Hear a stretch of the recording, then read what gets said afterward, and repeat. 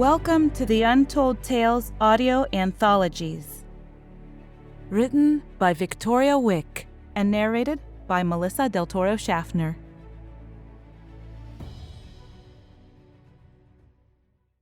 Shattered Sky. The task of finding Layla, a 16-year-old kidnap victim he had never met, had turned Destin's life upside down. He had a stand-down order from his superior officer, but he knew that there were hundreds of teenage girls like Layla, living in absolute terror that needed to be rescued. His commanding officer warned him that Layla's case was a local police matter and not to interfere. Destin was promoted to lead an elite intelligence unit within the military only days ago, but could face a severe punishment, including death, for defying a direct order. What had he done? He didn't have time to think about his future, not now. The kidnapper's location had been found, and he and his team of special agents were about to stop the human trafficking ring. The raid to subdue the perpetrators and rescue the kidnapped girls had been successful, though not without some loss of life. Destin, the intelligence officer who uncovered the sinister operation, wondered if it was worth it. Was it worth risking his career that he had worked toward his entire life? Was it worth risking his life? Absolutely. He had no regrets because the whole reason he joined the military was to save lives.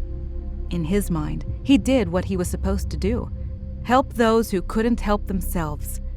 Besides, he was hopelessly falling in love with Layla's sister, Sky, and would have done anything for her.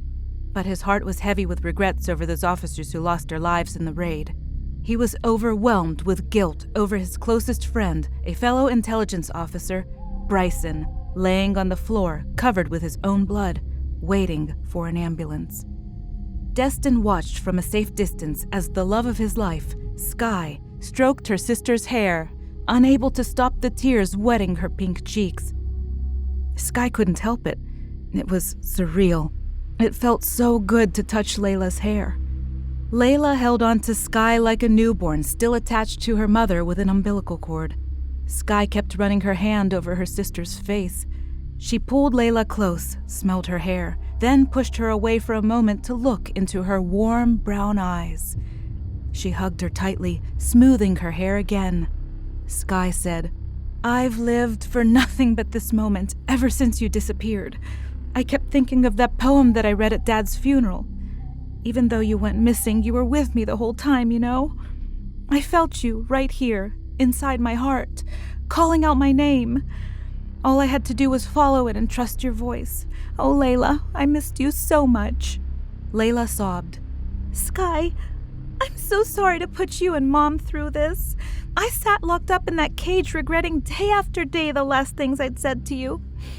I'm so sorry. I should have never said all those things about how you've never dated anyone and wouldn't have a clue what it feels like to have someone love you more than himself.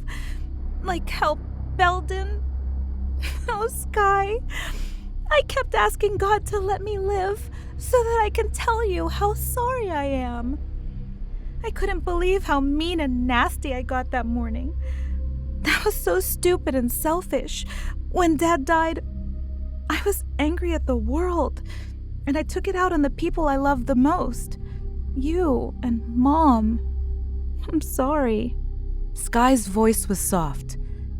"There's something else I need to tell you. It's about Belden."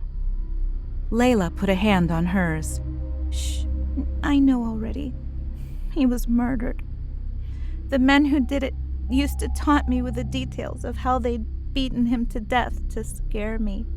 She took a deep breath, her red-rimmed eyes pushing tears down her face with every word. "I've been living in hell, Sky. I'm just so glad you found me when you did." Sky held her little sister, rocking her like a baby, trying desperately to ease her pain away. The Special Forces team specializing in human trafficking crimes sent to rescue the girls moved with lightning speed and had already moved all 11 girls from their metal cages into awaiting ambulances. They waited for Sky and Layla with a mixture of impatience and professionalism. The short, stocky man who appeared to be in charge said, "We need to get you out of here quickly. Everyone else has already been moved, and Destin stepped toward the stocky man. Take everyone to the hospital now. Sky and her sister will ride in a separate car so they can ride together, in private. Destin pulled Sky close and hugged her tight. I can't imagine how you must feel to have your sister back. I hate to rush, but I've got to jump in that helicopter. My colleague Bryson's lost a lot of blood, and I'm not sure he's going to make it. I should have never gotten him involved. I told him to stay out of it because these people are evil. He could get killed. Sky's knees buckled, and Destin drew her even closer. Bryson risked his life for me and my sister. I feel sick to my stomach that he's on a stretcher fighting for his life. Go on, hurry. We'll be there as soon as the driver can get us there. She stood on her tiptoes and pressed her lips on top of his. See you at the hospital. I'll text you once I get there. Inside the sedan, the two sisters cried, laughed, and cried some more. Sky told her that their mother was already on a flight and will land in a few hours, and that she couldn't wait for her family to be reunited again. Layla described how she got abducted and the sick feeling she'd lived with after witnessing the murder of her beloved Belden. She explained how shocked she was to find her friend Laurel in a cage next to hers. When they had been beaten to death, she put the heart necklace that Belden made for her on Laurel's neck after she died, hoping to send a coded message. She knew that Sky would instantly recognize it because she never took it off from the moment that Belden put it on her neck. She also told her that her dog Bella barked and growled nonstop at her abductors and bit one of them before getting kicked. Sky told her how she didn't trust Destin and Bryson at first because they were both cadets in the military, and how wrong she was. She had been convinced that her father was murdered by the military because he held on to some secrets about the war. I can't wait to meet everyone and thank each one for saving my life. I need to apologize to Uncle Paulus, too. I've been so mean to him. I guess I resisted him trying to be a father to me after Dad died. I've had a lot of time to think about my life, and I've done many, many things wrong. I'm going to change that. Sky looked into Layla's eyes. Layla, you were kidnapped. All those girls were abducted against their will by some evil people. It's not your fault. The driver said, We're here. He got out of his seat to open the door for Sky and Layla.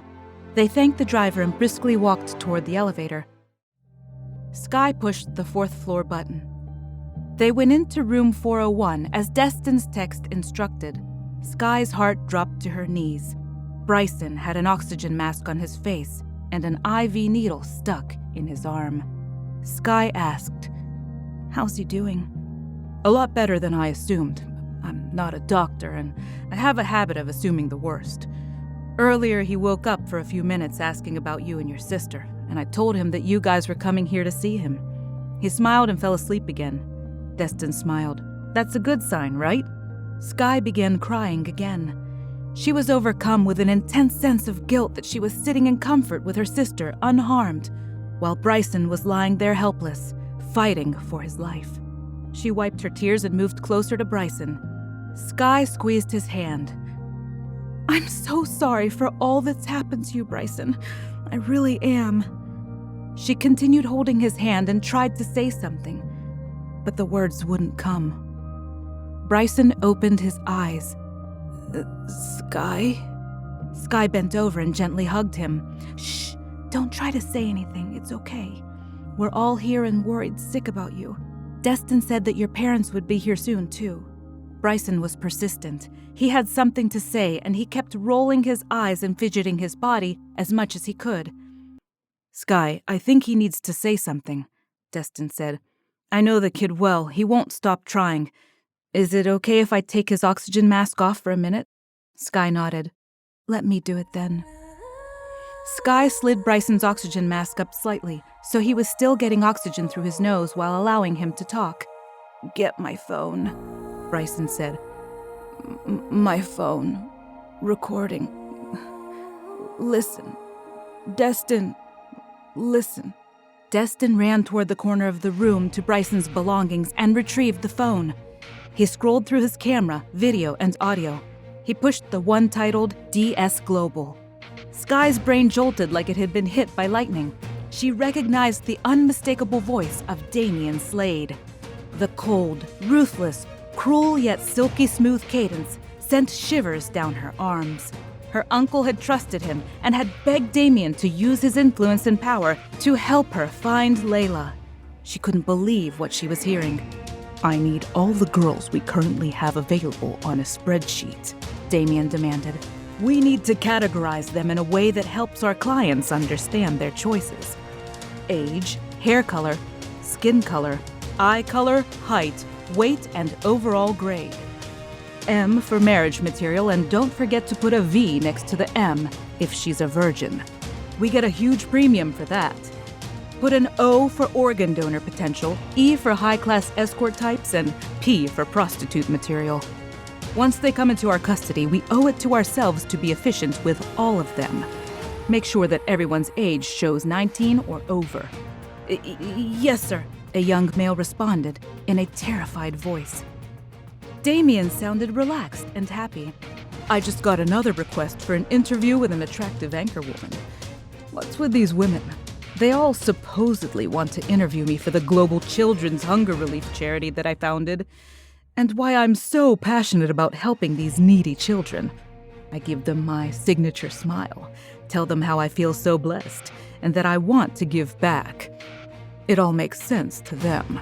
After all, I'm the only son of a pastor who founded children's hunger relief programs all over the world. I'll tell you, people can't get enough of that. They'll never figure out that it's a brilliant front for laundering billions of dollars in donations from the wealthiest people on the planet. I'm nothing like my father. I just hope he doesn't find out anytime soon." There was a long pause. Damian spoke again. "Kid, don't let this stuff bother you. It's not like we're bad people. We still raise more money and help more children than any other organization in the world. That's a fact. You should be damn proud to be a part of such an incredible organization." Yes, sir." Sky hugged Layla's trembling body with her right arm, but as soon as the audio ended, Layla let go of Sky and walked out. Sky yelled, "Layla!" and tried hanging on to Layla's hand. Bryson said, "Let her have a little space. She's hurt and angry. She'll need time to process everything." He coughed and held on to his stomach. Destin held Sky's hand gently and walked her out into the hallway. They noticed everyone watching the TV monitor in the waiting area. The DS Global building was completely surrounded by thousands of protesters. They showed clips of a rookie cop being shot by another cop, followed by a clip of River's speech. River spoke into the loudspeaker. "Enough is enough. Everyone, neighbors, white, black, purple, gay, straight, young, old, rich or poor, please join and fight for healthcare, education, and jobs. Enough is enough. We're not taking this shit anymore. If each of you stop going to work, your life won't change much. You won't have money to buy oxygen or water, and you'll still be living in an overpriced shithole, if you're lucky, and fighting your fellow citizens for your little spot in one of the tent villages that sprung up by the thousands. Enough is enough. It's time to fight for our rights. Fight like hell!" "River!" Sky squealed. "He finally did it! There's a rebellion going on out there. It's ridiculous that more than half of the population live in tent villages. There are thousands of people out there, and it could get out of hand. I have to get there." "Sky, you can't. Layla needs you now, more than ever." Destin pushed a stray piece of hair from her face and tucked it behind her ear. "You need to be with your sister." "Layla will understand. She knows what you mean to me and how you almost died more than once for her. She trusts you. Please, I need to get there." "I'm beginning to learn too quickly that when you're on a mission, nothing will stop you." Destin smiled. "I don't like this at all, but I'm going to do what I can because I love you. The driver who drove you and Layla here is still waiting downstairs. Take that car."